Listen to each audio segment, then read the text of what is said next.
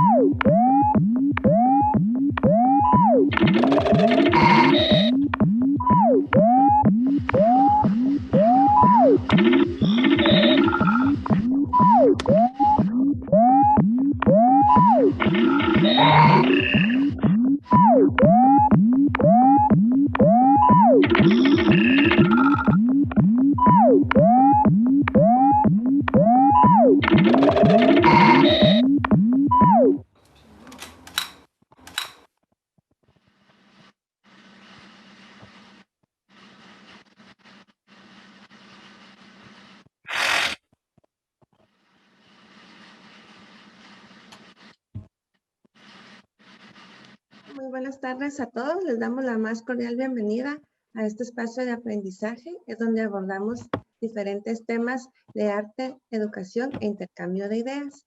Este jueves, Adrián Lorenzana, quien es el responsable del programa de artes escénicas de Fundación País, nos tiene un jueves libre muy especial con una invitada que creo que no necesita ni presentación. Le voy a dejar la palabra a Adrián, pero antes quiero pedirles por favor que si todos podemos apagar nuestras cámaras o nuestros micrófonos para no interrumpir la charla. Les doy la bienvenida nuevamente a todos y le dejo la palabra a Adrián. Muchas gracias, bienvenidos a todos, gracias por acompañarnos. Pues primero que nada quiero agradecer a Lourdes el cariño y todo el... Trabajar con Lourdes siempre es un regalo. Y bueno, ha sido muy lindo poder estar con ella todos estos días y revisar un poquito su trayectoria tan importante. Bueno, pues además casi todos ustedes la conocen, pero pues bueno, un artista visual muy importante que ha participado en la Bienal de La Habana, en el Pabellón de Guatemala, en la 10ª Bienal Centroamericana. Ha sido nominada a los premios CIFO 2 años consecutivos, fue seleccionada por el Festival de Arte Visual Contemporáneo de Ecuador en el 2013, por el Festival Internacional de Videoarte FIBA en Argentina en el 2012 y por la Galería Blanca Soto en Madrid en el 2012. Fue invitada por Alphonse Huge para la colectiva colateral de la 6ª Bienal de Curitiba y por el Museo de Arte Moderno de República Dominicana en el 2012. Ha sido premiada en la primera Trienal del Caribe y Centroamérica. Representó a Guatemala en la Convocatoria Mundial de Escultura de la UNESCO en Francia en 1998, así como en las Bienales Centroamericanas en 2 oportunidades. Lourdes es poco difícil definirla, pero yo diría que es una artista muy completa, muy multifacética y ella es una adolescente total porque ella sigue investigando, sigue haciendo, sigue experimentando y no hay nada que la detenga. Así que Lourdes, qué gusto estar contigo y compartir contigo este jueves libre. Gracias, Adrián. Igualmente, yo creí que ibas a decir adolescente porque sigo haciendo locuras, pero en el arte. Muchas gracias. Gracias a la Fundación País, a ti, a Carla, a Edson, a todos los que se están tomando el rato por estar aquí con nosotros. Es un honor y es una alegría poder compartir con ustedes. Bueno, pues de verdad que, bueno, este encuentro es un encuentro muy particular porque pues es la primera vez que estamos haciendo un encuentro de este tipo virtual con Lourdes y bueno, pues como les decía yo, pues ustedes siempre verán a Lourdes muy activa, haciendo cosas, cargando cosas, descargando cosas, investigando. Ya vamos a hablar un poquito de algunas, pero yo creo que esta imagen habla por sí sola. Lourdes con sus guantes, cargando, ella todo lo puede, aunque muchas veces tiene que llegar gente a ayudarla porque si no, ya quién sabe cómo la tendríamos, pero ella, si por ella fuera, ella todo lo haría ella sola. De verdad, Lourdes, es impresionante. Y creo que hablar de tu carrera para mí es importante por muchas razones, que habláramos de Dani Schaefer, porque Dani Schaefer marca un punto importante en los inicios de tu carrera. Así que quisiera que nos contaras un poquito de Dani, de esa relación, cómo te acercas tú a Dani y cómo esto empieza a incidir en tu trabajo. Sí, realmente Dani yo lo considero mi papá en el arte, aunque había pasado anteriormente un tiempo maravilloso con el maestro Juan de Dios González. Posteriormente hice un tiempo con David Halfon, también en la escultura. Y cuando llegué con Dani, me fui a encontrar un mundo tan maravilloso, tan desconocido para mí, que me dio una perspectiva totalmente distinta del arte. Y, y bueno, llegamos a generar una relación muy hermosa, pero yo creo que Dani se metía en los corazones de cada uno de los que lo conocíamos e interactuábamos con él. Y hoy especialmente quería sacar esto. Esto es un guardapelo que me regaló Dani cuando me ayudó a montar una muestra. Y dentro del guardapelo tengo su ADN porque está la barba de Dani. Y Dani, no, es que me da una ternura imaginármelo yendo a comprar un guardapelo, cortándose la barba, metiéndola aquí, y me dice cuando me la entrega, esto es culpa tuya porque trabajamos tanto que ni siquiera me pude ir al barbero a cortar la barba. Así que eso te dice esa complicidad que había con Dani, se integró perfectamente a mi casa, a mis hijos, y te dejaba ser. Eso es lo más hermoso, es que era un maestro de una generosidad maravillosa que simplemente te ayudaba a encontrar lo que tú estabas buscando. Un maestro muy férreo y exigente, diría yo, pero solo en esa búsqueda de que uno realmente llegara a dar lo que uno podía dar en el arte. Aquí lo vemos montando esta exposición de donde no se pudo cortar la barba, que hicimos una revisión en la fragua. Personalmente se dedicó a los cuidados, a supervisar todos los detalles, a ver cómo se iba a pintar, cómo se iba a montar, y él se gozaba a la par de uno. Cada uno de estos procesos para él era de una vivencia muy grande, y en esa cotidianidad de trato con Dani te daba muchísimo, te enseñaba sin estarte enseñando, ¿verdad? Entonces nos hace una falta muy grande, Dani. También de alguna manera se queda en ustedes que absorbieron todo esto, tuvieron toda esta oportunidad. Yo quisiera, estamos viendo, hay una pieza al fondo que yo recuerdo, esa pieza, el ingreso a un lugar. Contanos un poquito de eso. La de Cuauhtémoc. Sí, precisamente. Bueno, mira, déjame contar, es que las imágenes no me dejaban ver qué estaba puesto en la pantalla, y hay una primera imagen en donde Dani está en mi estudio. Hicimos una maratón de dibujo de 8 días, de 8 horas diarias, en donde pintamos con lodo, con pintura, con de todo menos con lo tradicional. Y fue un regalo para todas las personas que pudimos asistir a este taller.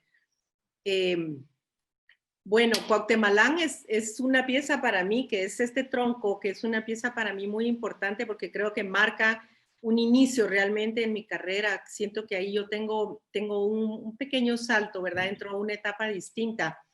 Y yo me encontré este tronco en la calle. Esa es la anécdota que quieres, de cómo apareció el tronco. Bueno, sí, también Bueno, el ingreso, yo quisiera agregar que aquí tú pierdes el miedo a la escala también. sí, no sé si realmente le he tenido miedo a la escala. Bueno, pero como que empiezas con eso fue como de ahí para adelante. Sí, este tronco yo venía en el carro aquí por la colonia donde vivo cuando vi que estaban botando unos árboles y me ahorillé para ver y vi esta pieza que es como un torso griego. Paré el carro, llamé gente porque no estaba muy lejos de mi casa y nos llevamos por las calles de la colonia este tronco rodándolo hasta que llegamos a mi casa, y yo llamé a Dani y le dije, Dani, creo que me estoy volviendo loca porque para mí esto era como un torso griego. Y entonces Dani vino rapidísimo a mi casa y cuando vio la pieza me dice, Lourdes, la locura te hace bien. Y estaba encantado con esta pieza. Y luego esta pieza estuvo un tiempo, se mostró en la Bienal de Arte País, en el Teatro Nacional, que no creí que la iban a meter, una pieza bastante grande. Y después, posteriormente, se mostró en el Museo de Arte Moderno, y por azares o por destinos fue a parar afuera. Esa es la anécdota que tú quieres. Sí. Eres un bandido. Fue a parar afuera del museo, y alguien me dijo, mira, tu pieza está fuera del museo, se la van a robar. Entonces dije, bueno, antes de que alguien se la robe, me la voy a ir a robar yo. Entonces yo llegué una noche y me llevé mi pieza y le dije al guardia, disculpe, esta pieza me la llevo. Y así que, bueno, ahí está, ya está la pieza de Cuauhtémalán. Por ahí está José Roberto Vázquez, está del lado derecho, y está también Miguel Ángel Moctezuma, que trabajaba en aquel entonces en la fundación, y tú estás ahí al lado de la pieza. Sí, estábamos componiendo la pieza. Sí, esta es la pieza en la que empieza una relación ya muy estrecha entre la relación de ser humano-naturaleza. Son mis primeras piezas que ya denotan esta preocupación. Sí. Bueno, aquí hay otra pieza también importante. Que también tiene su anécdota, ¿verdad? También tiene su anécdota y tiene también, también me gustaría pues que contaras un poquito sobre la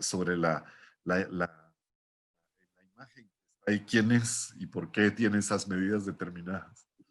Sí, esta pieza está constituida por 3 cajas, casi no se pueden percibir en esta imagen, pero hay que hablan del pasado, del presente, del futuro. El pasado es un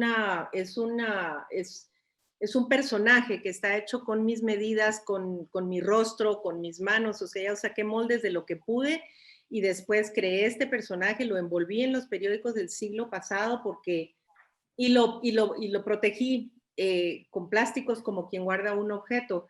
Tiene sus historias porque cuando la pieza se montó en la fundación, antes de que se montara la exposición, los guardias me decían que les daba miedo porque cuando ellos volteaban la cara, tiene unas proporciones humanas la pieza y parecía como un fantasma ahí. Y una noche, porque esta yo la hice en mi estudio que queda al final de un pequeño barranco, alguien nos dijo que se había metido un ladrón a la casa, bajó mi marido con una escopeta y mi hijo. Y bueno, cuando prendieron las luces y las flashes se encontraron con este personaje, casi lo escopetean hasta que se dieron cuenta de que esa era mi pieza, entonces se salvó.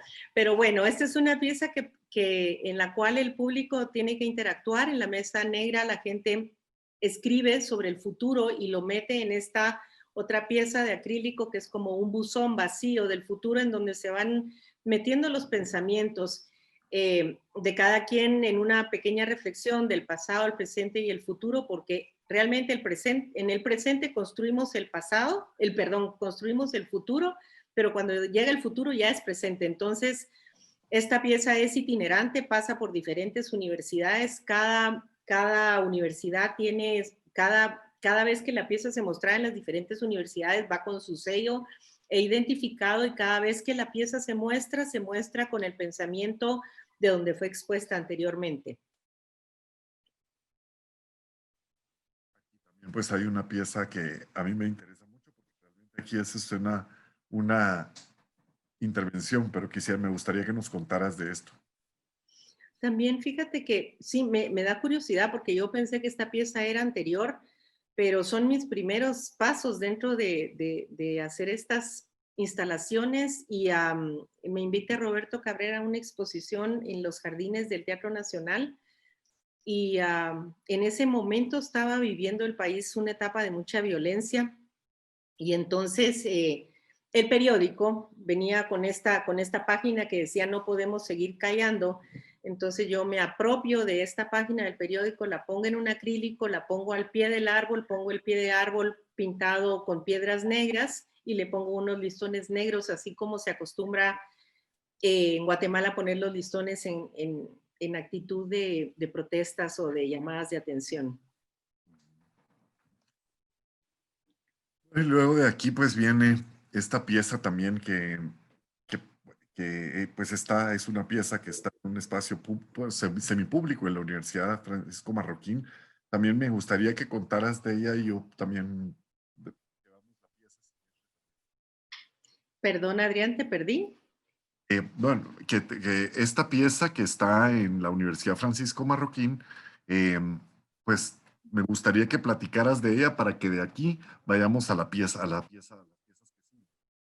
Sí, yo recién había empezado en este mundo de la escultura, tenía un par de meses cuando llegó a la academia donde yo estaba, que estaba trabajando con David Halfon, una invitación para una exposición en el Museo Echel. Yo recién empezaba, pero yo siempre he visto las esculturas como bocetos de volúmenes grandes. Entonces, sin tener ningún tipo de conocimiento, yo acepté la invitación y les dije, pero yo les voy a dar una pieza grande. Y hoy hice mi maqueta en barro pequeña y después vino el maestro David Halfon, don Byron Ramírez, y él venía cada 8 días a mi casa a darme instrucciones y a enseñarme cómo. Yo trabajaba durante toda la semana hasta que se hizo esta pieza que tiene 3 por 4 metros.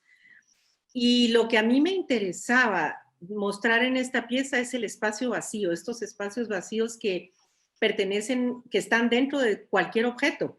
Y yo quería que el público pudiera viajar por adentro de estos túneles, como esta curiosidad de ver un vacío por adentro, ¿verdad? Insertarte en un vacío. A mí me llama mucho la atención de esta pieza 2 cosas. Primero es que esta relación de la línea con el volumen. Y por otra parte, pues lo que pasa es que la pieza que vamos a ver a continuación es Coordenadas. A mí me llama mucho la atención porque es lo que tú dices, los espacios adentro, pero aquí también hay otra cuestión. O sea, aquí empieza la inquietud de Lourdes de la Riva de cómo presentar las cosas de una manera que a ti te llene, te importe. Y lo que pasa es que pues aquí hay una cosa de técnica en estas piezas que para mí es muy importante y me gustaría que contaras. Sí, yo atrapada por este mundo del vacío y de lo que yo podía percibir en estos vacíos, decidí hacerlo al revés. Generalmente se pasa de lo bidimensional a lo tridimensional y yo quería ir de lo tridimensional a lo bidimensional. Y entonces estuve haciendo muchos estudios, muchos dibujos, muchas pinturas y nada me daba lo que yo sentía de estos agujeros. Entonces le hablé a mi hermano Arturo para ver si me podía trabajar en Sandblast, estas piezas de vidrio, y después yo las intervine con óleo y le hice todo y si ustedes pueden ver en la imagen, en un agujero pareciera que lo estuviera uno tragando y en el otro como que lo estuviera uno expulsando, ¿verdad? Entonces, de alguna manera es una osadía también porque sobre el vidrio no se pinta con óleo y ahí están, o sea, han vivido las piezas. Luego estas piezas fueron llevadas a la Bienal Centroamericana en Costa Rica y luego cuando regresaron están ubicadas en la entrada del Museo del Popol Vuh en la Universidad Marroquín.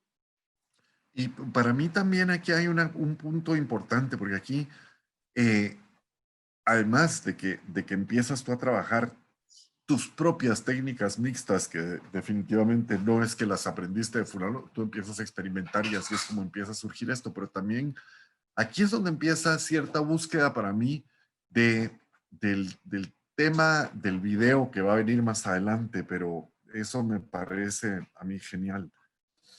Y bueno, platicabas de algunas cosas, hay temas, ¿verdad? Uno de los temas recurrentes en algunas de las piezas, y quiero hacer una alusión a una pieza que no está aquí, pero aquella instalación que hiciste en el edificio Mini, que eran una serie de personajes hechos con alambre también, y que tenían en esta ventana hacia la ciudad, hacia lo urbano, de alguna manera empieza también este conflicto, esta búsqueda de conflicto, y aquí pues viene esta pieza que tú la presentaste como fotografía, pero realmente era era una fotografía, pero a un nivel ya más instalativo.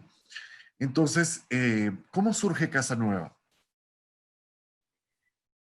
Fíjate que por hablar de la primera pieza que estabas mencionando, también lleva una escala humana. Son 200 personajes que se hicieron con las estructuras de las piñatas. Yo le pedí a gente de que elabora piñatas que hiciera estos personajes transparentes y eran solo los esqueletos y se colgaron 200 personajes frente a un ventanal. Y yo aludía a cómo la ciudad de alguna manera te traga, te absorbe, ¿verdad? Y uno como ser humano se vuelve un tanto transparente por la fuerza de la ciudad.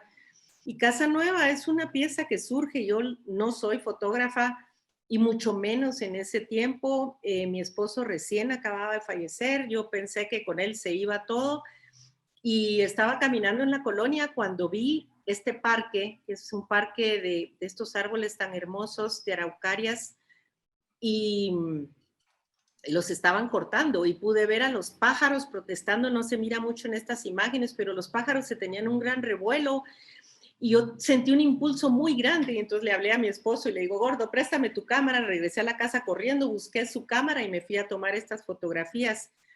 Y en ellas yo documento cómo el ser humano muchas veces para construir destruye, y hay como una inocencia, si se puede llamar así, en el acto, ¿verdad? Y eso es parte de lo que yo quiero plasmar ahí con esta persona que está leyendo su periódico al final, y a la par habían nidos de pájaros y habían otros pájaros que estaban muertos en el suelo. Entonces quise hacer como un juego de niños que arma como esta pieza roja está armada de trocitos, como un niño que te arma trocitos, y en cada una de las ventanas de lo que se supone es el edificio yo quise poner estas imágenes que me impactaron tanto, ¿verdad?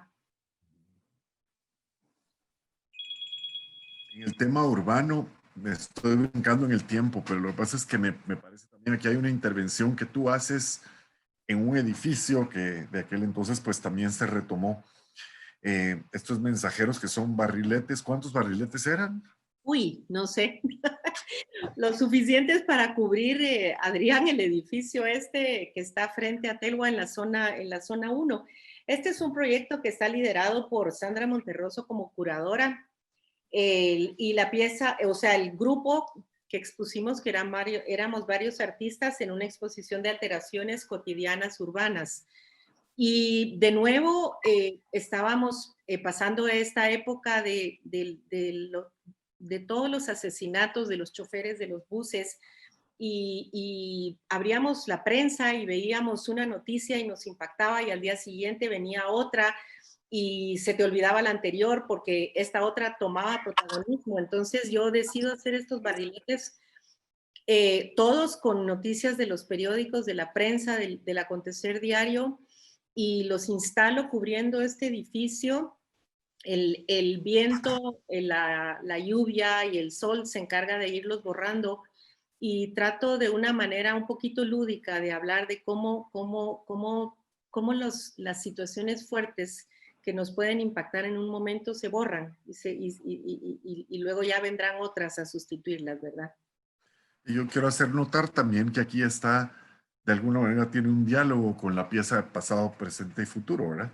El tema de Del tiempo, la memoria. la memoria y el rastro, ¿verdad? Sí, sí. Que me lleva a Presencia Fugaz, que también pues, fue otra pieza que tuvo un premio. Si nos quieres contar un poquito de esta pieza. No, otra vez te perdí, pero mira, esta es una pieza, lo mismo, a mí me impresionó mucho, es del 2004 también. Esta pieza, yo creo también que esta y Casa Nueva marcan son otra etapa importante en mi trabajo, que se marca muy claramente, porque yo creo que sin proponérmelo y sin ser consciente, se instala profundamente en la conciencia de la impermanencia, de la fragilidad de la vida, del rastro. Entonces, estaba el mundo también muy convulsionado por la guerra, y entonces yo le pido a la gente que ponga su huella en el papel blanco y que accione la máquina trituradora de papel, y en esa acción de autodestrucción humana, de alguna manera, este papel es tragado y se queda depositado en esta caja. Pero toda actividad, lo que yo manejo ahí es que toda actividad del ser humano deja un rastro. Y entonces ahí está el rastro, ahí está el testimonio, y con eso se puede reconstruir la historia. Y bueno, En el mismo a propósito de rastro, Pues Eh, esto, presencia anónima. Presencia Anónima es una manta. Fue muy chistoso porque realmente eran todos mis primeros pasos en el arte. Yo no sabía que había que pedir permisos ni nada de nada. Se había anunciado esta enorme manifestación de 80,000 personas por la paz y la no violencia, y entonces yo puse esta manta en el piso frente a la manifestación, que es esta que empezaba, y para mí fue una sorpresa porque todo lo que yo pretendía era captar el paso de la gente sobre la manta blanca, y fue una iniciativa que tuvo el público de ponerse a escribir en la manta y a dejar su pensamiento, y la gente iba pasando sobre la manta y al mismo momento se agachaban y escribían en la manta. Entonces fue algo maravilloso, y en este gesto anónimo de nuevo está el rastro, y en esta misma ocasión esto sí fue para un festival de estos festivales de la ciudad. Perdón, se me va el nombre. Miren, así quedó la manta, o sea, totalmente plagada de las marcas de las personas y con los escritos. Y coloqué también otros carteles en diferentes lugares de la ciudad. Ahí está el cartel, el anterior ya se lo habían robado. Yo coloqué diferentes carteles para captar esta presencia, esta necesidad de la gente de escribir, de rayar en las paredes. Entonces les di la libertad de rayar y de escribir y de plasmar su pensamiento, y por supuesto era mucho más útil robarse esa tabla porque les iba a servir más que escribir sobre ella. Y se pusieron esto es en una esquina del mercado central, esto es adentro del baño de los hombres, los baños públicos que están en la concha acústica. Ahí estaba una enorme tabla. He de decirles que los textos que hay ahí son muy interesantes. Y luego este es el baño de las mujeres, donde también, y ahí fue muy curioso, porque así como la gente raya, ahí la cuidadora estaba tan enganchada con el proyecto que le decía a la gente, pero por favor raye, escriba, haga algo, y le costó mucho que la gente escribiera. Y así se colocaron en diferentes secciones de la ciudad para captar unas paradas de los buses, lo mismo al lado del parque. Y esta es otra manta que fui a poner otro día, un domingo, en el parque, y ahí el resultado fue muy, muy curioso, porque la gente no se quiso parar en la manta. Yo realmente les limitaba el paso. Yo solo estaba filmando, y la gente cuando llegaba a la orilla de la manta la bordeaba. Entonces tengo muy poca gente que se paró en la manta, y si alguien se paró, lo hizo con conciencia de hacer la travesura, porque era este lienzo blanco, y de dejar los pies. Así que la presencia anónima. Tiene pues otro tema urbano, el que pues, inicia siendo como un tema urbano, este tema de los horizontes, que bueno, tiene relación con otra pieza que vamos a ver después, pero cuéntanos un poquito. Aquí yo estaba yendo a documentar, que es una actividad que vengo haciendo ya. Hoy me doy cuenta que son ya 10 años de estarlo haciendo. Estoy documentando lo que son las demoliciones de las casas, que para mí tienen una fuerza muy grande, porque cada casa es hecha con un sentido, con un propósito. Y cuando ese propósito se ha perdido, bueno, pues las casas ya se venden, se destruyen, y viene algo nuevo a este espacio.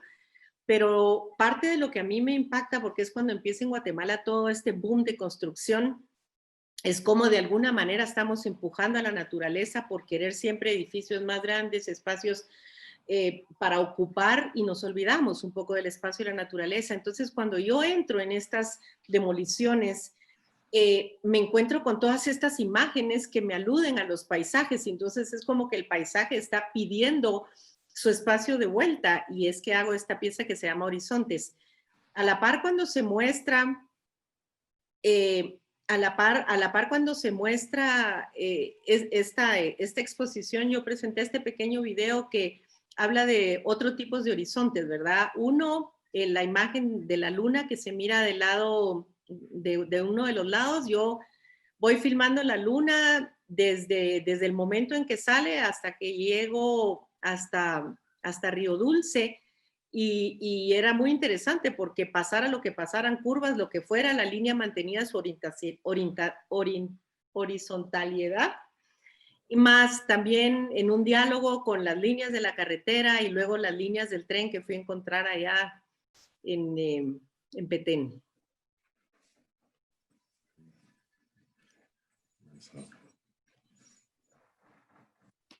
Y bueno, me lleva lo que decíamos, ¿verdad? Que platicaba, que desde Guatemala, pues ya hay como un encuentro con lo orgánico y también en Casa Nueva.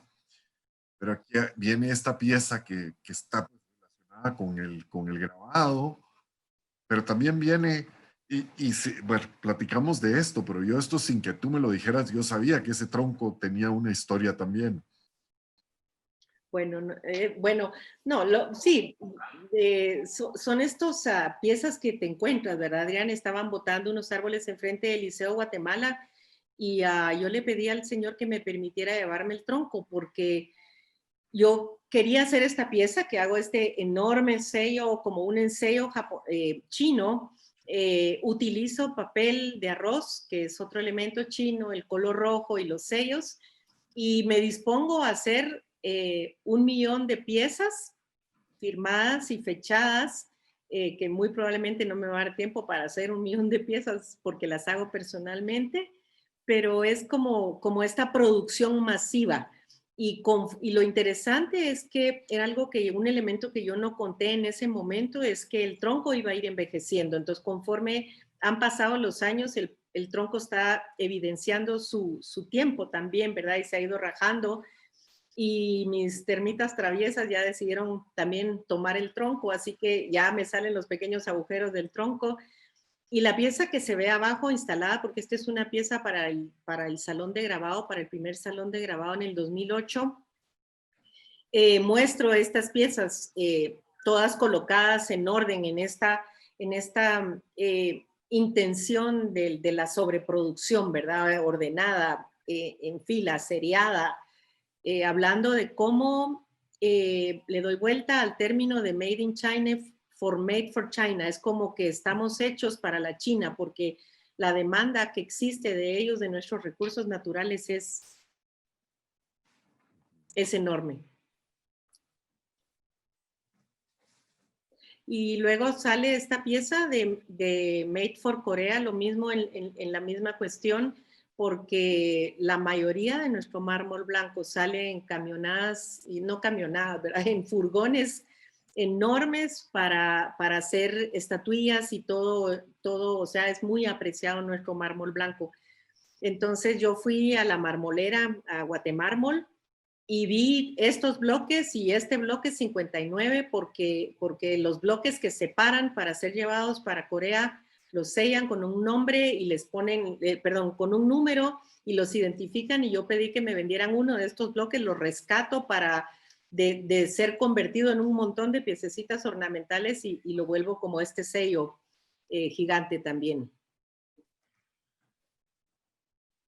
Bueno, y aquí hay una pieza que a mí me encanta y que además pues tiene, también nos da un ejemplo de esa Lourdes investigadora, esa Lourdes que busca cómo expresar, cómo llevar a cabo, y además con una técnica que en aquel entonces tal vez no era tan popular, pero que hoy en día, 14 años después, bueno, un poquito menos, ¿verdad? Pero que se está utilizando mucho. Si nos cuentas un poquito. Sí, fíjate, Adrián, que lo que sucede es que yo creo que el arte es tremendamente demandante y cuando tú lo escuchas te va llevando. Y yo estaba sentada en mi jardín cuando me cayó una hojita. Por aquí tengo unas, les voy a ir a traer para enseñar. Pero estas hojitas tenían estas hongos que son la muerte de la hoja, pero a su vez estos hongos tienen formas de flores y están impregnadas en la hoja, por supuesto, porque el hongo se vuelve uno con la hoja. Entonces yo quería encontrar la manera de poder expresar lo mismo. Entonces yo quería una técnica para imprimir estas imágenes que ya están magnificadas, en la cual se volviera uno con el material que lo contuviera. Y entonces fue que supe por mi hermano Alejandro de esta técnica de dye sublimation. En ese tiempo creo que no se hacía en Guatemala, y entonces me fui a los Estados Unidos, allá viví todo el proceso, cómo se generan las calcomanías, cómo tienes que usar una tela poliéster, cómo estos rollos de aceite a unas temperaturas enormes te funden el color con la tela. Y fue que se presentó esta exposición. Y al mismo momento teníamos estas cajas de luz con las hojitas pequeñas de su tamaño real. Entonces la gente podía tener esta doble dimensión, ¿verdad? En los formatos y darse cuenta de dónde venían las imágenes, porque ya las otras ya son abstracciones de los hongos, porque lo que hago es abstraerlas del hongo y quedarme solo con la forma.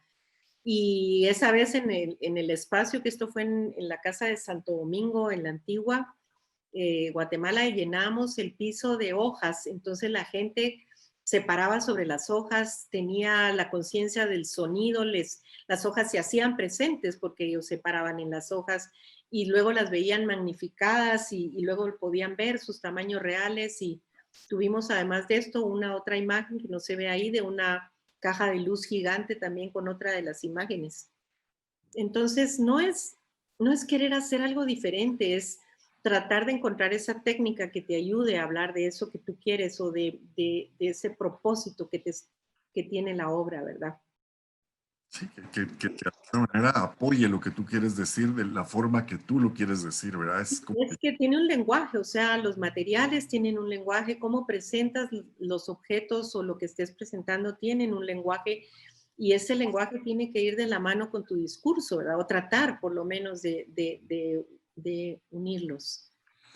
Y bueno, y aquí viene una pieza que para mí es bien emblemática también, porque otra pieza que parte de cómo tú encuentras esa metáfora entre un proceso y bueno, pues mejor lo contamos un poquito de esta estructura monumental y por qué es que tiene esta forma y cómo Sí, hace esa solución, cómo buscas. Esta dulce proceso es otra vez esta demanda de la producción, de alguna manera, que el ser humano demanda, ¿verdad? Demanda estas producciones en grandes cantidades. Y yo estuve visitando durante mucho tiempo un ingenio y siguiendo el proceso de cómo se produce el azúcar. Y me fui de la mano con mi hermano Estuardo de la Riva, que hoy en paz descanse, y él me llevó y me enseñó, y yo pude estar adentro del ingenio y sentir la fuerza de las máquinas, el calor que generan, lo duro que es producir el azúcar. Y entonces le doy la vuelta al nombre y le llamo al proceso dulce, a la pieza dulce proceso, que de dulce no tiene nada. Entonces yo quería, con esta pieza, que no está aquí el video, pero que el video que se presenta, solo aquí hay un still, es el momento en que la caña es explotada y lanzada para arriba y genera una imagen abstracta muy, muy poética realmente. Y yo quería que la gente pudiera sentir un poquito lo que yo había sentido. Y se me ocurre hacer un cine redondo. No tenía ni idea de cómo hacerlo, pero tengo un hermano, Alejandro de la Riva. Como ven, a todos mis hermanos los voy involucrando en mis locuras porque siempre encuentro quienes me ayudan para hacer esto que yo tengo en la cabeza. Y entonces él me ayuda a hacer esta estructura redonda porque nadie sabía cómo hacer un cine redondo. Y después estuvimos haciendo experimentaciones con lonas para ver qué lona permitía que la imagen traspasara la lona, porque yo quería meter a la gente en un cine circular, redondo, de 3 metros de diámetro por 3 metros de altura, y la gente entraba por una pequeña puertecita y entraba adentro de este cilindro, o sea que yo ponía al público adentro de este cilindro con el calor que representa estar ahí adentro, con el sonido que pertenecía a las grabaciones del ingenio, y no sabían de dónde venía la imagen, porque la imagen estaba siendo proyectada por la parte de afuera, que nadie podía ver los proyectores ni nada. Entonces era meterlos un poquito en esto, y tenían unas cosas para el sonido, porque el sonido podía ser muy fuerte, ¿verdad? Pero es esa lucha por querer tratar de transmitir, ¿verdad? Estas vivencias. Así que ahí está. Bueno, me lleva que es curioso, porque lo que pasa es que yo esta pieza también la encuentro como vinculada con un hilo a Casa Nueva. Y bueno, lo que pasa es que es curioso, pero bueno, vamos a ver un poquito de esto. Sí, miren, la imagen que está arriba es de un nido real, es una fotografía que yo tomé de un nido que fue mi primer visitante en mi estudio. Y yo iba a mi estudio y el pajarito me veía y yo lo veía y era así, nos veíamos ambos. Cuando él dejó su nido y nunca regresó, yo tomé el nido, lo guardé y con los años lo fotografié. De hecho, sigo teniendo este nido en mi estudio. Y un tiempo después me invitaron a la Bienal de Arte País y yo lo que quise fue dimensionar este nido, y todo esto está unido a la muestra que ustedes acaban de ver de horizontes. O sea, para hacer horizontes, que yo estuve fotografiando las demoliciones, fotografiaba las demoliciones porque después yo iba por los hierros, entonces nos íbamos de madrugada con gente a cortar los hierros, y cuando ya tuve todos estos hierros en mi estudio como un pajarito, yo agarraba un hierro y lo unía y otro y otro y otro hasta que generamos este nido gigante que, si ustedes lo ven y ven la gráfica de arriba, es tan orgánico y viene de lo que es una casa, es un antiguo nido, fue un nido. Entonces yo tomo estos hierros que tienen una memoria, que tienen la memoria de este espacio que se vivió, y construyo este nido gigantesco de 8 metros, en su momento cuando se presentó en la Bienal, de 8 por 6 metros de diámetro, y que cuando se terminó la Bienal, ¿qué hacíamos con una pieza tan grande? Entonces Jorge Castañeda la pidió para que se pudiera ir a colocar en el cerro, en la Antigua, y trasladarla era fuerte, era difícil. Entonces yo no quería cortar el nido, entonces lo que hice fue desprenderlo por el medio para poder llevarlo. Miren, ahí va la grúa que cargó el nido. Ahí lo están viendo en el video. Ahí viene un primer low boy con la mitad del nido, y en el otro low boy en la otra mitad del nido. Y en esta aventura me acompañó Regina de Batres y nos disfrutamos tanto la llevada de estos dos secciones del nido. Se fue y se instaló en la Antigua, en el cerro. Volví a tejerlo, a unirlo, y ya se volvió de 6 metros de diámetro.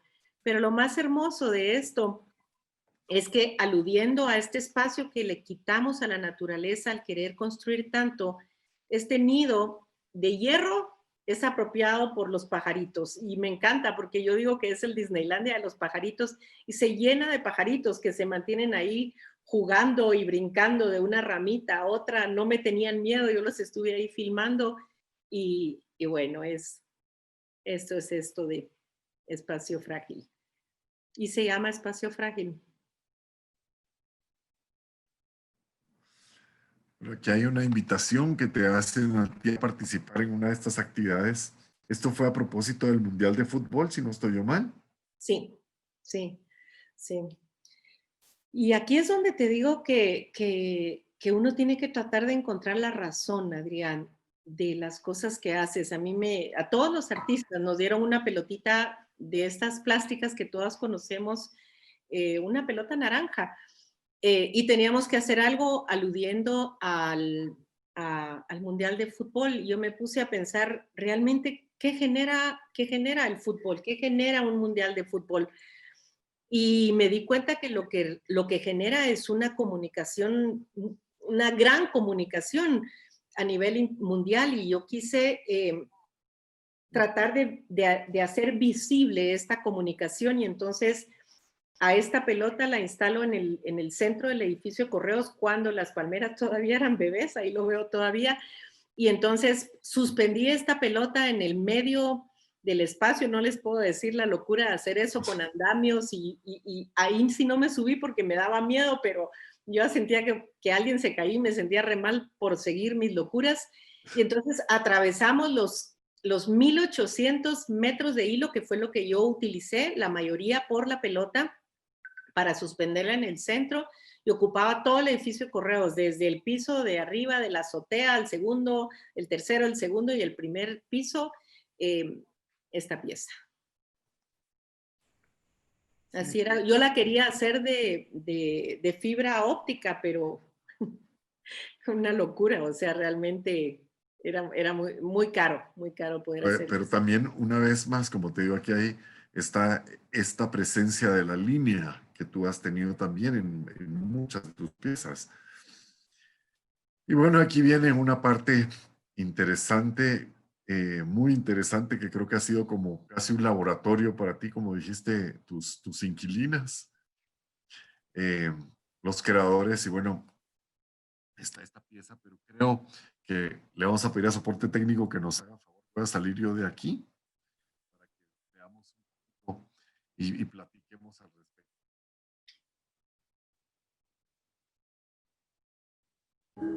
Esta es una pieza, es una obra que es la que realmente me ha detenido durante muchos años. Normalmente no me estaciono tanto en un tema. Está parando, fíjate que no corre mucho, pero bueno, empiezo a trabajar con las termitas después de ya 8 años de estar trabajando con ellas. Me doy cuenta que al final yo soy la manager y ellas trabajan hermoso. Yo ya vengo trabajando lo que se llama la estética de la destrucción y encuentro una estética exquisita en todos estos agujeros que ellos hacen, y voy abordando muchos temas porque además de la fragilidad, viene todo lo que se llama la reinterpretación de la imagen, y me disculpo porque el video no está corriendo muy bien, yo creo que ha de ser pesado para la presentación. Creo. Pero yo las tengo vivas y mis hijos me dicen, mamá, ¿vas a botar la casa? Y les digo yo, sí, pero yo no lo voy a ver, lo van a ver ustedes. Pero en fin, ahí las tengo, las he filmado. Ellas, todos estos textos y estos libros que le dan hacen que nosotros reinterpretemos lo que estaba inicialmente impreso. He trabajado con las topografías, investigando en esta polillita salió a ver qué estaba haciendo yo. Desde el miedo se me curiosidad qué estaba haciendo yo. Y he hecho fotografías, he hecho instalaciones, ya tienen su bandera, las polillas ya tienen su bandera, porque son como estos piratas que a donde llegan hay que ponerle su banderita de este territorio es mío. Y en fin, me ha llevado a lugares maravillosos, o sea, paré en el archivo de la Policía Nacional, en la zona 5, documentando libros apolillados de todos estos reportes policíacos. A partir de las diferentes imágenes intervenidas por las termitas que yo voy encontrando, puedo ir abordando diferentes problemáticas de nuestra sociedad contemporánea. Bueno, y también, de alguna manera, también, pues estos también se tornan una especie de encajes, ¿verdad? Que tú vas a ir trabajando más adelante. Es porque hay una estética, Adrián, esta estética de la destrucción.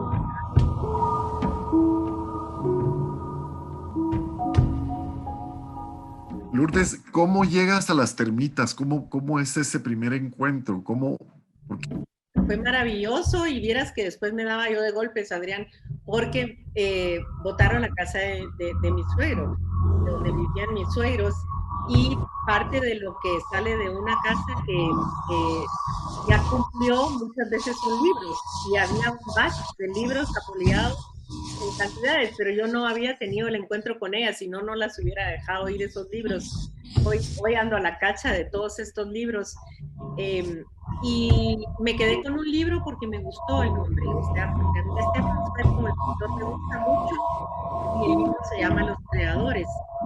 Y me llevé el libro, me lo llevé, y estando en Atitlán, abro el libro que nunca había sido abierto. Eso es lo más hermoso, las páginas aún estaban pegadas. Se ve que cuando se hacen los libros, se hacen doblando una hoja. Entonces yo desprendí las hojas, o sea, ese libro iba a ser visitado por mí por primera vez, pero tenía un montón de habitantes y eran todas estas termitas. Me volví loca, yo estaba fascinada y empecé a fotografiarlos y estaba encantada, como te digo, fue mi primer encuentro con ellas, fue esta estética, la estética de lo que ellas hacen. Miren, este es uno de los machos protestando. A ver cómo sí, el video está corriendo muy, es el ser humano tratando de contener. Entonces, yo no creo las imágenes, Adrián, simplemente las encuentro y encuentro que es esto, esta nueva interpretación. Sí, y estas tienes tú, ¿cómo las mantienes en cajas de vidrio? Fíjate que no, para nada, no, y trato de no molestarlas porque no les gusta la luz. De alguna manera, cada día tengo menos, o se han muerto o se me han ido. Pero bueno, bueno, tienen sus ciclos, ¿verdad? Y probablemente al yo tocarlas, las tengo en una caja, o sea, en mi estudio y siempre estoy a la búsqueda de nuevos libros. Y siempre me voy a estas librerías de segunda mano a pedir libros y me dicen, señora, no tengo libros apoyados. Siempre están con libros regalados, o sea que siempre las encuentro por ahí. Me cuesta mucho, aprovecho para hacer el anuncio. Si alguien tiene libros apoyados, yo los y porque cuando la gente encuentra libros apoyados, lo primero que hace es comprar. Porque creo que tiene una amenaza, pero he encontrado en ellos un material impresionante, impresionante. Y por cierto que atrás de ti tienes una pieza que a mí me llama mucho la atención, que es... Sí, fíjate que sí, porque mira qué interesante cómo ellas se comieron el ojo, o sea, se comieron los dos ojos, la Sagrada de la Humanidad. Mira esta pieza que está apareciendo ahorita. Cómo genialmente se fueron a comer la mano, donde hay un reloj y donde puedes hablar del tiempo. Es fascinante realmente el trabajo de ellas. Entonces he hecho muchos videos, he hecho 2 videos, realmente he hecho 2 videos de ellas tratando de captar. De captar sus mensajes, sus claves. Pero sí, es una serie que vengo trabajando desde el 2012, o sea, ya son 8 años de estar. Y siempre hay una faceta, siempre hay algo nuevo que encuentro en ellas y creo que ya se agotó la serie y de repente aparece algo diferente, una nueva beta para explorar. Y después de pasar del papel, estoy trabajando a la par con la madera. Y es esta pieza que Adrián ahorita les va a poner las imágenes, que se llama Impresión sin palabras. Esta es una pieza, una instalación que yo hago en la antigua imprenta de Sánchez y de Guise, en donde Pablo, que es un encanto, que es quien dirige este espacio, le dije que si me permitía hacer una instalación y utilizamos las vigas del espacio. Era genial porque el techo de esta casa está apolillado y tomamos todas las vigas que andaban por ahí y generamos este bosque. Y lo interesante del diálogo de hacerlo en una antigua imprenta y de titular la obra Impresión sin palabras es que ellas imprimen su presencia en las vigas, así como nosotros imprimimos en papel, ellas imprimieron su presencia en las vigas. Y después, pues, se reconstruye la historia, ¿verdad? A partir de todos estos rasgos se reconstruye la historia. Y, por supuesto, había que hacerles, ahí también nace esta pieza que es realmente la bandera de las termitas. Ya era necesario que tuvieran su bandera y ondeamos en el techo de la imprenta de Sánchez y de Guise. Muy formalmente nos subimos a poner la bandera que estuvo ondeando afuera del edificio, y entonces en una pequeña pieza que estaba dentro, en cada agujerito yo puse una banderita, como estos pequeños piratas, y la pieza se llama Victoria, ¿verdad? Y luego sale otra pieza que se llama El mito de la victoria, porque entonces yo meto esta pieza adentro de una caja de acrílico tratando de contener la acción de ellas, pero se llama el mito de la victoria porque hasta qué punto, o sea, siempre es una lucha entre el ser humano y la naturaleza. Y bueno, a veces gana la naturaleza, a veces ganamos nosotros. A mí Que hay, somos parte de la naturaleza, ¿verdad? Al final. a mí hay una, bueno, tú te recordarás perfecto que, bueno, después de esto surge eh, que Tamara te hace esta invitación para que tomes parte en la Bienal Centroamericana, ¿recuerdas? Sí, Y tú querías llevar este tronco.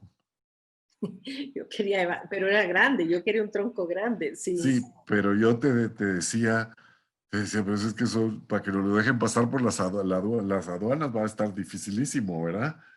Así que fue como interesante, porque ese ahí sí que fue la suerte encontrar este.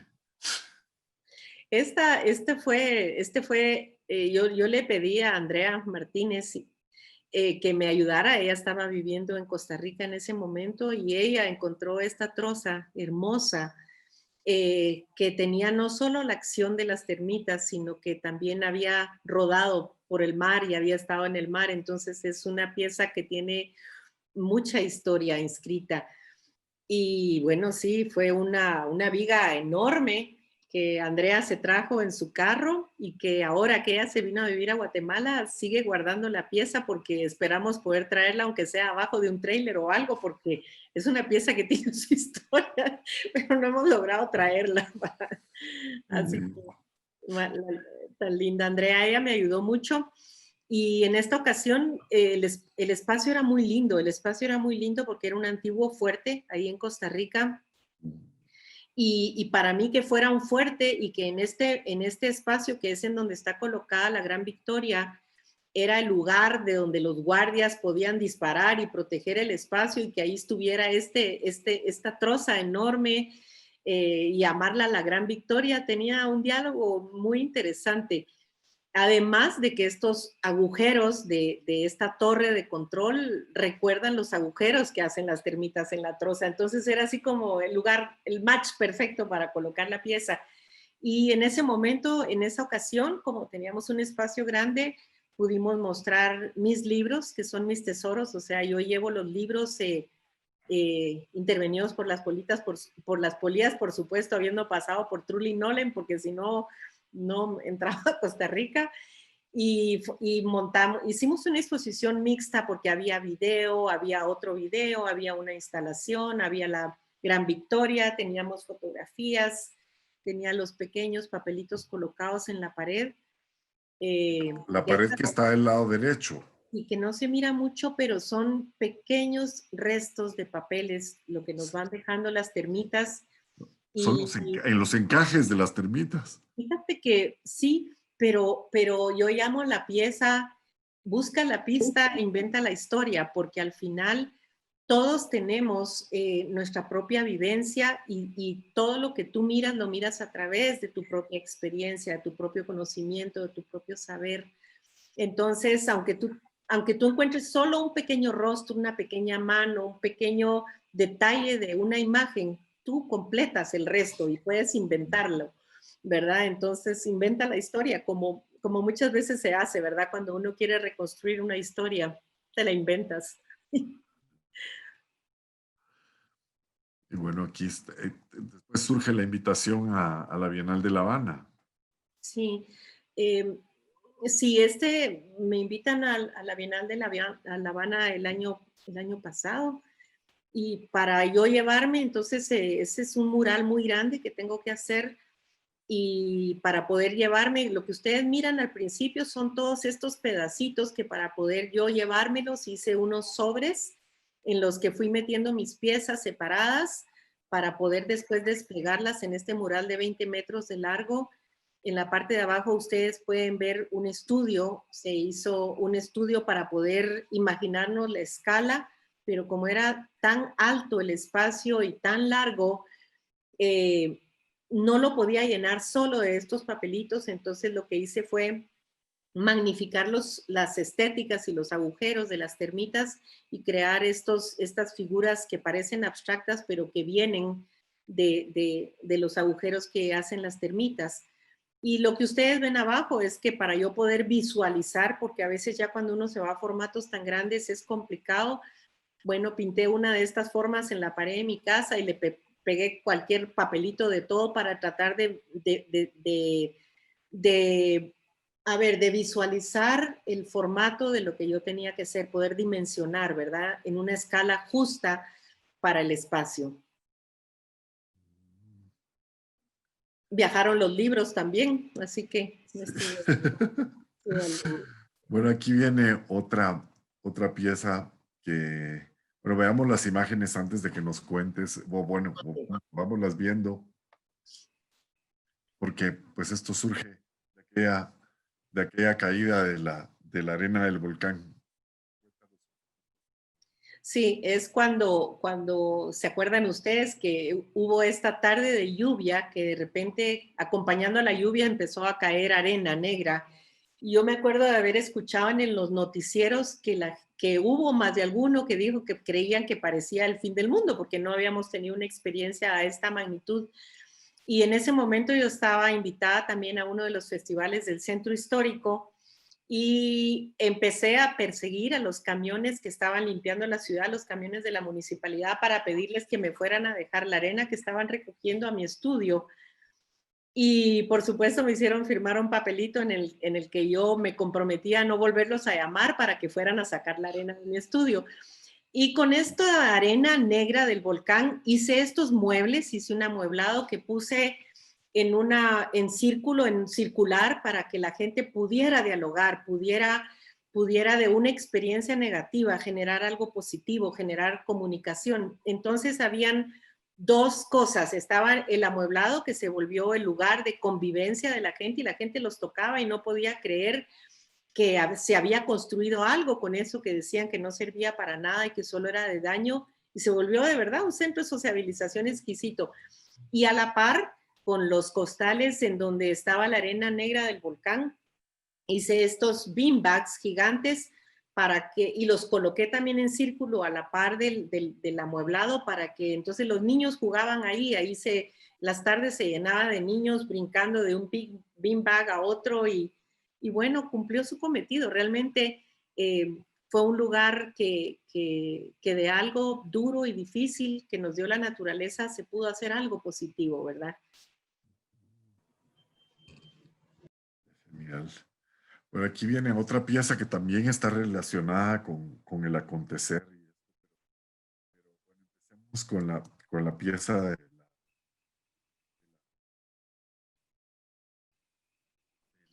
Casa Barnoya. Sí, yo diría que en este momento es cuando se dan estas manifestaciones frente al Palacio, frente al Congreso, y no me pude escapar, porque digamos se me saca un poquito de mi temática, aunque lo que sí jala es el rastro, pero yo tenía la necesidad de expresar cómo las noticias pueden llegar tan cambiadas, cómo las situaciones te las pueden contar tan confusas, de manera que tú ya no sabes realmente qué es real ni qué es cierto, como estamos viviendo con toda la manipulación de las noticias que recibimos, no solo en política, sino de todo lo que sucede. Entonces, como soy invitada por la municipalidad para hacer un proyecto en la Casa Barnoya, la primera pieza que ustedes vieron es en la Casa Barnoya, y entonces yo dejo esta pieza, que lo que hago es generar un enorme caleidoscopio, y es la parte lúdica del proyecto, y érase una vez, porque entonces simplemente hay este juego lúdico de las formas, cómo se van cambiando, y no es, aunque parte de algo que es una forma que está real en el piso, el caleidoscopio la transforma y nos lleva a una imagen que no es, pero viene de este principio. Y ahí yo no podía tocar nada político, aunque estaba profundamente impactada por todo lo que estábamos viviendo. Y entonces tengo la oportunidad de volver a usar el caleidoscopio, y lo ponemos en la Sexta Avenida, y esta vez es el público el que interactúa, pero como es de la MUNI tampoco puedo tocar temas políticos, y entonces lo que yo hice fue poner imágenes antiguas de los edificios que estaban alrededor en la Sexta Avenida para que la gente pudiera moverlos. Y después se muestra una tercera vez la pieza ya con cambios, porque en la primera estaba forrada con pana, porque quería aludir todos los elementos de la Casa Barnoya. Y en este caso, Marcia Schwank me invita ella estaba manejando este espacio cultural en la Universidad Landívar, y ahí yo tuve libertad. Entonces, hice un estudio de todas de las problemáticas de lo que había sido polémico del año 2017 que acababa de pasar, porque la presentación de esta pieza se hace a principios del 2018, y con eso puedo generar una calcomanía gigante para todo el espacio, en el cual, con problemáticas internacionales del 2017. Entonces la pieza se llama Y érase una vez un 2017. Y el público, o sea, en este caso los estudiantes, podían movilizar este caleidoscopio por las diferentes imágenes, y creo vamos a pasar un poquito de lo que es el resultado. Esto no es una pieza de arte, solo es un documento, ¿verdad? De cómo se veía la pieza conforme se va moviendo. Si no corre, ¿verdad, Adrián? Sí, Lo veo bien, no sé, bueno, ¿no lo ves? sí. Sí. Pero bueno, conforme el caleidoscopio va pasando por las diferentes imágenes, se multiplican, se deforman, alteran la realidad de lo que hay en el piso. Y de alguna manera nos llevan a este punto de incertidumbre de saber realmente qué es la imagen real que hay abajo.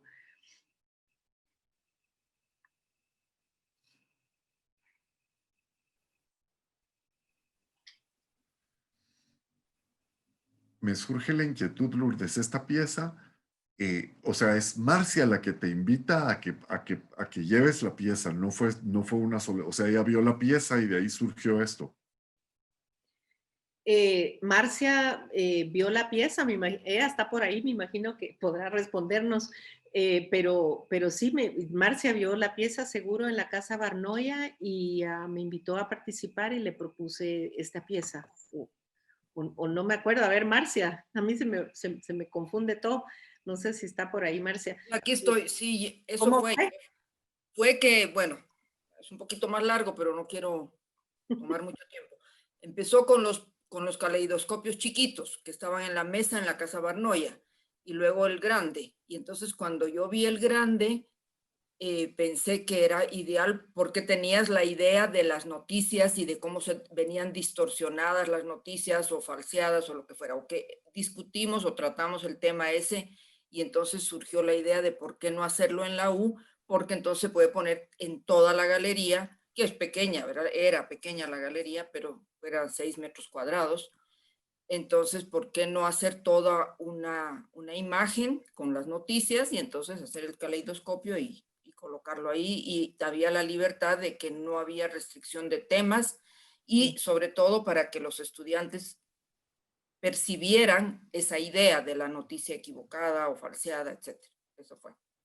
Sí, fue Fue muy un lindo. éxito absoluto, por cierto. Todas las imágenes vienen de los medios de comunicación, no, ¿verdad? Todo salió de periódicos virtuales y reales, todas las noticias. Pues, bueno, a mí me parece, bueno, me encanta lo que te decía, incursionar, cómo tu incursión te lleva a hacer cosas tan diversas y tan distintas. Bueno, quisiera que nos contaras también un poco, no sé si quieres, vemos de una vez, vamos poniendo las imágenes o lo vemos hasta después, pero me gustaría que contaras un poquito la experiencia de ese espacio que conocemos todos porque hemos pasado por ahí frente al estadio. ¿Cómo de repente surge esto y todo lo que viene detrás, ¿verdad? El espíritu olímpico. El monumento olímpico.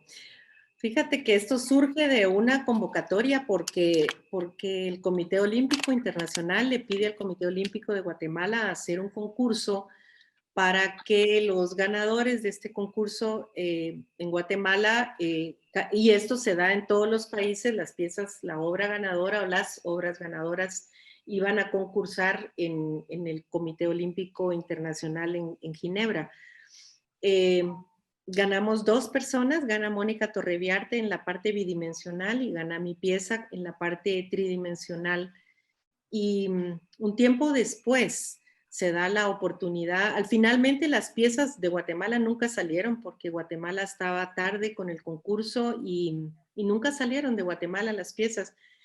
Y fue muy interesante porque con el tiempo se dio la oportunidad en ¿cómo diría yo? En una iniciativa muy hermosa, porque se une la iniciativa privada, el gobierno y muchas personas para ayudar y hacer real la realización de esta pieza que se puso enfrente del estadio Curuchich, se me va el primer nombre ahorita, Doroteo Curuchich. Y entonces se hizo esta pieza. Después Guatemala mandó esta pieza a Ginebra y la obra es premiada en Ginebra, o sea, la maqueta se fue para allá. Y este monumento es un monumento institucional, eminentemente institucional, en el que cada uno de los elementos que incorporan a la pieza, este es el Roberto Arango, que puso su equipo, su gente, su conocimiento gratuitamente para ayudar a realizar la pieza. O sea, es una pieza que está hecha es solo el esfuerzo y el gusto de poder hacer algo para Guatemala y dejarle algo a Guatemala. Entonces, Roberto nos ayuda a plasmar esta maqueta, a ver qué necesitábamos, y ustedes van a ver en estas imágenes la cantidad de gente que es parte de la realización de una obra. Sí, una obra grande no la hace sola. Una obra grande requiere de un esfuerzo de muchas personas, es de alguna manera anónimos porque no se vuelve a saber. Entonces, lo que a mí me queda es solo tratar de plasmar a cada uno de estas personas que se fueron involucrando, desde las personas que ayudaron a hacer los agujeros, las personas que, todas las personas, ahí van a ver ustedes poquito a poco cuando se va dando las imágenes, están los guardias, están los soldadores, están las personas de Mixtolix, o sea, es un mundo de gente. Y eso te hace pensar en todo, o sea, en todas las cuestiones que el ser humano realiza. Necesitamos de la comunidad, necesitamos de este esfuerzo de grupo, de unidad, para poder lograr ya proyectos de otra magnitud. Y entonces, esta escultura está basada, porque era uno de las requerimientos del concurso, que era plasmar uno o varios de los valores olímpicos. Y cuando yo me puse a estudiarlos, me di cuenta de que no podía plasmar solo uno, porque uno ayudaba al otro y eran importantes todos los valores olímpicos. Y entonces hago esta pieza que está basada en el color y en la forma. Es una escultura que está conformada por 5 secciones en formas de flechas, giradas en ángulo y ordenadas a partir de una forma de pentágono que generan de alguna manera una dinámica y movimiento. Las formas de la escultura aluden a los carriles y a las filas de competición que representan el orden, la disciplina, el respeto. Las bases de los colores aluden a la universalidad de la práctica deportiva, que son cada uno de los colores que están abajo de la pieza. Y luego viene el color blanco, que para mí es importante porque es el momento en el que los atletas ya están en la cancha, en donde prevalece para todos la igualdad, la excelencia y el respeto. O sea, todos están a la búsqueda de la igualdad, del respeto, de la excelencia. Pero hay unas líneas de color que suben sobre cada una de estas secciones de la escultura, y es que uno no puede olvidarse que está representando a alguien. Entonces, aunque estás en ese nivel en donde todos son iguales, cada quien está representando a alguien, y esa es la idea. Y la escultura va hacia arriba en esa búsqueda de la excelencia. Luego, hay un elemento que no se está poniendo porque no lo prenden, pero hay el elemento de la luz que está puesto hay una luz en cada una de las 5 bases, al pie de la base de la escultura, y la luz no ilumina a esa sección en donde está puesta la luz, sino que ilumina a la sección de enfrente, y la siguiente sección ilumina a la otra sección que tiene enfrente, de manera de que tú no te iluminas a ti en un gesto egoísta, sino que iluminas al otro, ayudas al otro. Y al final se completa este corazón de luz que para mí era muy importante que se pudiera ver, y porque al final si tú ayudas y todos ayudamos, al final se logra entre todos un cometido, ¿verdad? Y todos salimos beneficiados. Así que ese es un poquito el concepto de esta escultura. Estaba conceptualizada distinta, no era una escultura para ser forrada y completada con los acabados que tiene. Era una pieza que iba a ser brillante, que reflejara que reflejara el entorno, lo que la iba a hacer una pieza más liviana y mucho más activa. Pero bueno, a veces las cosas salen del control de uno y hay, digamos, tiempos y prioridades dentro de las instituciones que estuvieron apoyando esto, y el esfuerzo que se hizo realmente es increíble y es loable, y lo agradezco profundamente de corazón. Y ahí está la pieza del espíritu ganador, como la colocaron, como la pusieron. Este es el pentágono, porque yo quería que, además tenía una cama de agua para que la pieza además se reflejara en el agua y que se reflejara el cielo también.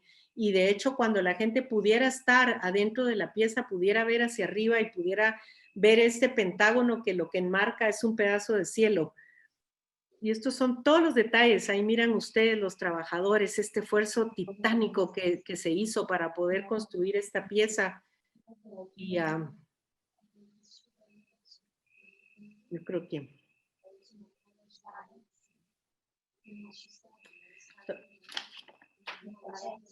No te escucho, Adrián. No, perdón, ya es que tenía apagado el micrófono. No, te preguntaba, porque mencionaste que esto ganó un premio. Mi pregunta es si el premio lo ganó ya existiendo la pieza, o estaba en proceso, o fue solo con la maqueta. No, esto ya fue un concurso a nivel, o sea, fue un concurso. Ay, Dios mío, yo me pierdo un poco con las historias, pero sí, ya la pieza estaba construida o estaba por construirse cuando se mandó la maqueta, porque lo que se mandó fue la maqueta, y gana este premio que vino desde Ginebra. Miren el arco iris. Ahí está el pentágono. Pues Va para largo esto. quiero No sé. preguntar a ver si tenemos alguna pregunta que te quieran hacer, porque pues hemos hablado de tantas cosas. Dice Mario Roberto, perdón, ¿qué dice aquí?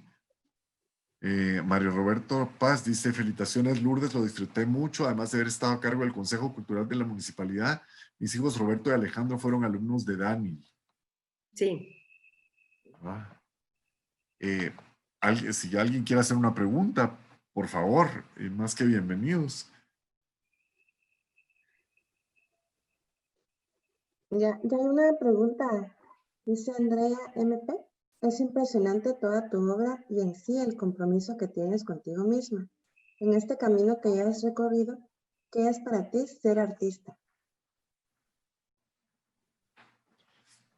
Mira, es un privilegio, realmente para mí es un privilegio, y te digo que sí, que es un disfrute que no tiene precio. O sea, realmente es algo que si yo no siento este gusanito, esta cosa que me hace volverme un niño, que me dan ganas de gritar y de brincar, cuando yo siento esto, Andrea, es que siento que tengo algo ahí que puedo trabajar, o que puedo hacer, o que puedo decir, y eso me hace mover montañas y me hace de alguna manera romper barreras, ¿ves? Romper barreras, no por romper barreras de protagonismo, sino simplemente para darle a la obra lo que la obra te está pidiendo. Pero entonces, básicamente te digo, es un privilegio, de verdad.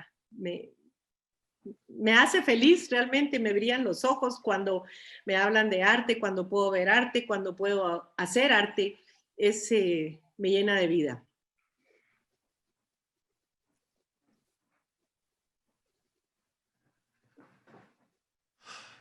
Dice, gracias Lourdes, te admiramos. Dice Carlos Williams, muchas felicitaciones, éxitos. Mónica Vila, te queremos mucho, es impresionante tu trabajo, creatividad y pasión, eres un orgullo para la familia. Dice Carmen Maldonado, linda charla Lourdes, increíble tu obra y tu arte, qué inspiración, felicidades. Pues sí, si quieren hacer alguna pregunta, ¿verdad? El micrófono, lo pueden abrir los micrófonos y conversamos, porque pues yo la verdad es que no tengo palabras para agradecerle a Lourdes que nos ha dado este tiempo, que nos ha permitido meternos en su mundo y en su cabeza. A mí hay, como digo, me encanta, algo que me encanta de la obra de Lourdes es que la obra de Lourdes es fuerte, tiene fuerza, ¿ves? Tiene esa sutileza, uno ve las piezas de Lourdes y sabe que existe esa feminidad, esa sensibilidad detrás de cada una de ellas, ¿verdad? Y sobre todo de buscar, de esa búsqueda continua. ¿Dónde me quedé? A veces se me olvida la cantidad de obra que has hecho y que cada pieza es siempre maravillosa. Felicidades, dice Marcia Vázquez. María Fernanda Carlos, gracias Lourdes, se le quiere, maravillosa mujer y artista.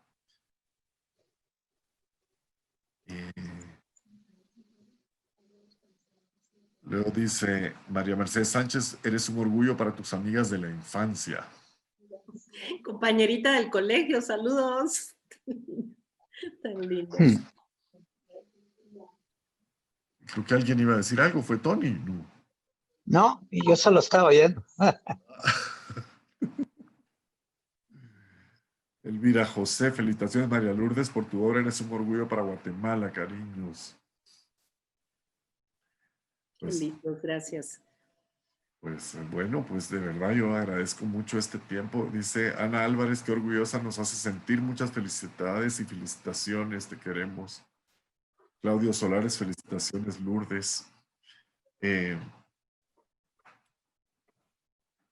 Si quieren preguntar algo, porque si no, pues ya, de verdad, yo agradezco muchísimo el tiempo que has compartido y el cariño que le has puesto a todo esto, Lourdes. Hoy le decía a alguien que casi que podríamos hacer una exposición después de esto, porque ya tenemos, lo único que nos falta es armar, pero ya la curaduría ya la hicimos. No, pues muchas gracias a todos por permitirme compartir lo que es esta pasión que yo tengo por el arte. Claudio Solares pregunta, ¿cómo te miras de aquí a unos 10 años? ¿Qué proyectos futuros tienes? ¿Media diferente? Interesting question. No sabes, Claudio, realmente el arte te va llevando. Fíjate que uno no es más que un instrumento del arte. Yo no creo que el arte sea un instrumento, sino es al revés. Tú eres el instrumento del arte y no sabes, o sea, no sabes. Es lo que, fíjate que con esto de las termitas ha sido interesante porque empecé con el papel, empecé con la estética de la destrucción de ellas, después vino la curiosidad por la topografía y le pedí a un topógrafo que me hiciera estudios formales de los agujeros porque me daba una gran curiosidad cómo las termitas cruzan para un lado, por qué paran aquí, por qué siguen para allá. Actualmente estoy trabajando ya con la madera también de las termitas.